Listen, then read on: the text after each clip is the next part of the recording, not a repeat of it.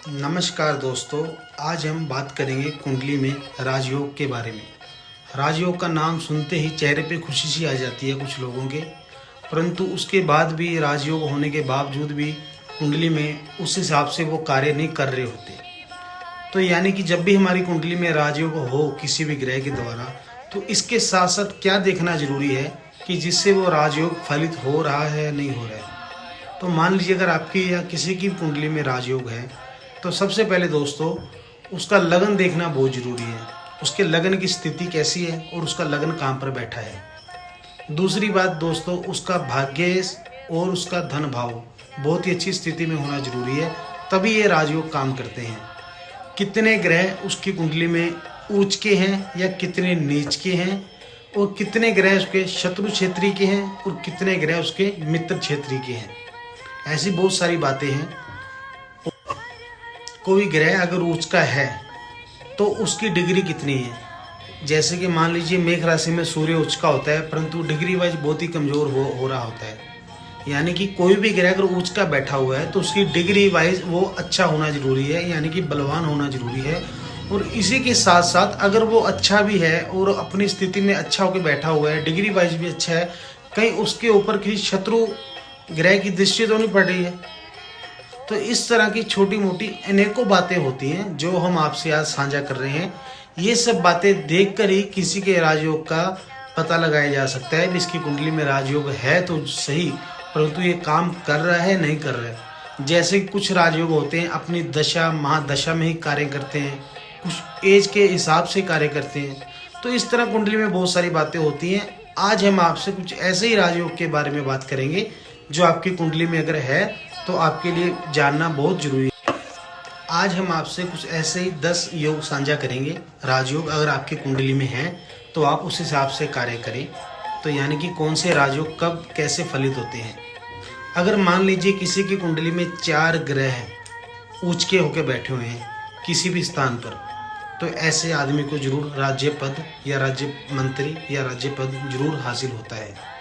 और अगर किसी की कुंडली में 3 ग्रह उच्च के हों और लगन की स्थिति मजबूत हो, तो ऐसे इंसान को एमएलए पद तक हासिल हो जाता है। और अगर किसी की कुंडली में शुक्र, बुध, बृहस्पति केंद्र में आकर बैठ जाएं और लगन से मंगल 10वें भाव में आकर बैठ जाए, तो ऐसे इंसान को बहुत प्रसिद्धि मिलती है। किसी भी कार्य में उसको बहुत जल्दी प्रसिद्धि मिलती है, किसी भी कार्य में उसको बहुत ऊंच का मुकाम हासिल होता है। ऐसी स्थिति को राजयोग बोला जाता है। और इसके अलावा और अगर किसी की कुंडली का मेघ लगन हो और लगन के अंदर गुरु और चंद्र एक साथ में बैठ जाएं, तो ऐसे में भी राजयोग स्थिति हासिल होती है।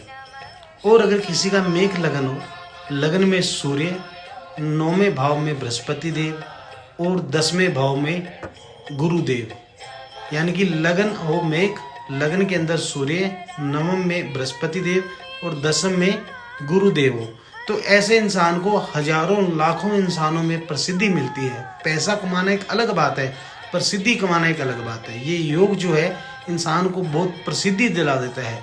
प्रसिद्धि जब आ जाए इंसान को, तो पैसा तो ऑटोमेटिक उसके पीछे आ जाता है। और इसी तरह जब मेघ लगन हो और लगन के अंदर सूर्य, बुध, बृहस्पति देव हो और इसके ऊपर किसी अच्छे ग्रह को दृष्टि पड़ रही हो, तो ये भी अपने आप में एक राजयोग है। खुद के साथ साथ ऐसा इंसान दूसरों को भी ताड़ने की शक्ति रखता है। और अगर कुंडली में मेघ लगन हो और उसके लगन को कोई भी पापी ग्रह ना दिख रहा हो, अच्छे ग्रह की दृष्टि पड़ रही हो, तो ऐसा इंसान भी बहुत ही अच्छा पद हासिल करता है। और अगर किसी का मेघ लगन हो और मेघ लगन के अंदर ही मंगल और बृहस्पति देव एक साथ आके बैठ जाए, तो ऐसा इंसान भी कोई ना कोई राज्य पद, मंत्री पद हासिल करता है। यानी कि नीचे से उठकर एकदम ऊपर जाता है और अपने परिवार को भी ऊपर की तरफ लेके जाता है। और अगर किसी का मेघ लगन हो और लगन के अंदर ही सूर्य, बुध और 9वें भाव में बृहस्पति देव हो और 10वें भाव में मंगल देव हो, तो ये भी अपने आप में एक राजयोग की स्थिति हासिल करता है। ऐसा इंसान दौलत के साथ साथ शोहरत और ताकतवर और अपना नाम बहुत जगत में प्रसिद्धि करता है। आज हमने बात करी है मेघ लगन के लिए, ताकि जिनकी भी मेघ लगन कुंडली है उनको देखने में आसानी हो। और अगर किसी का एक योग और बता रहा हूँ, किसी का मेघ लगन की कुंडली हो और उसके एकादश भाव में चंद्रदेव और बृहस्पति देव बैठे हों और उसके साथ में किसी शुभ ग्रह की दृष्टि पड़ रही हो, तो ऐसा इंसान भी राज्य पद हासिल करता है। और अगर किसी का मेघ लगन हो और लगन के अंदर कोई पापी ग्रह बैठा हो, बहुत ध्यान से सुनिएगा ये योग को, और अगर किसी का मेघ लगन हो और लगन के अंदर पापी ग्रह बैठे हों और 9 भाव में बृहस्पति देव बैठे हों, तो ऐसा योग भी विपरीत राजयोग बनता है। इसे भी एक राजयोग की स्थिति में हासिल बोला जाता है।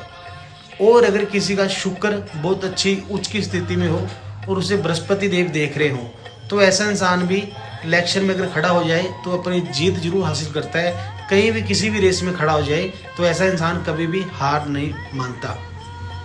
इसी के और अगर केंद्र में कोई भी पापी ग्रह ना बैठा हो और दूसरे ग्रह अपनी अपनी राशियों में बैठे हों, विराजमान हो, तो इसमें भी एक राजयोग की स्थिति बनती है दोस्तों। और इसी के साथ एक बहुत ही अच्छा योग बताना चाहूँगा दोस्तों, लग्नेश और राशेष, यानी कि लगन का स्वामी और राशि का ग्रह अगर लगन में आ जाए और 9वें भाव में चंद्रमा बैठ जाए, तो ऐसे इंसान को बना बनाया कारोबार या बनी बनाई गद्दी, बनी बनाई सीट, उच्च पद हासिल होता है बिना मेहनत करे। तो इसी प्रकार कुंडली में बहुत से योग होते हैं दोस्तों। अगर इस कुंडली पे योगों पे काम किया जाए, देखा जाए, तो कई बार हमारी कुंडली में योग कुछ और होता है और हमारी लाइन कुछ और होती है। अगर अपने ग्रहों के हिसाब से लाइन चुनी जाए, ग्रहों के हिसाब से स्टडी देखी जाए बच्चों की, अगर माँ बाप पहले ही बच्चों की कुंडली दिखाकर इस पे काम करें, तो काफ़ी ज़्यादा उनके भाग्य में बढ़ने में आसानी आएगी। ये सब योग बताने का आज हमारा यही कारण था। अगर किसी भी इंसान की कुंडली देखकर उसकी लाइन उसकी तय करी जाए या उसकी स्टडी तय करी जाए, तो ऐसे इंसान के भाग्य में बहुत ही अच्छी तरक्की होती है। तो आज हमने जो आपसे ये योग साझा करें, आप अपनी अपनी कुंडली में ज़रूर देखें कहीं आपकी कुंडली में ऐसा योग है या नहीं है। और अगर नहीं भी किसी की कुंडली में राजयोग है, तो इसका मतलब ये नहीं है कि इंसान तरक्की नहीं हासिल कर सकता। ग्रहों को अपने हिसाब से बदलें। लाल किताब क्या कहती है, अगर आपका ग्रह कहीं बुरे भाव में बैठा हुआ है तो आप उसको अच्छे भाव में खुद ले जा सकते हो, उसकी रेमेडी करके, उसके उपाय करके। बहुत से तरीके होते हैं। परंतु अगर आप कहीं किसी के पास जाओगे, कुंडली दिखाओगे अच्छे एस्ट्रोलॉजर के पास, तभी इन सब बातों का आपको ज्ञान होगा दोस्तों। अगर आप मुझसे मिलना चाहते हैं पर्सनली, आप मेरा मोबाइल नंबर है 9915664611। किसी भी कार्य के लिए आप मुझसे मिल सकते हैं। जय माता दी।